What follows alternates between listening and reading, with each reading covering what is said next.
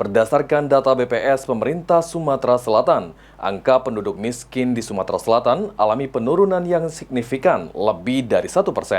Hal ini disebabkan karena adanya kebijakan pemerintah daerah dalam hal membantu warga.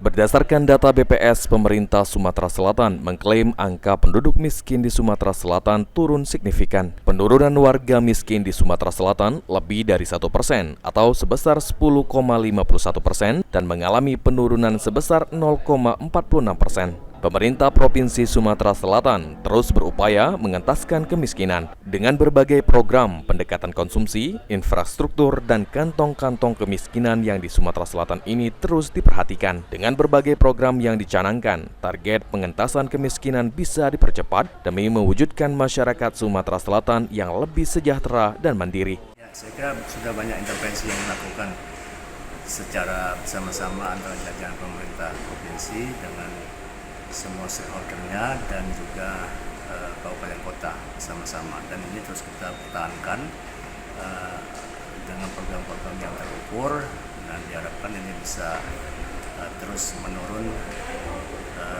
apalagi dengan adanya program dari Bapak Gubernur, Sumsel Maju terstruktur semua, dan ini semua diarahkan untuk muaranya adalah penurunan angka kemiskinan. Secara persentase wilayah Sumatera Selatan yang paling tinggi penduduk miskinnya ada di Kabupaten Muratara. Aji Delia, PAL TV.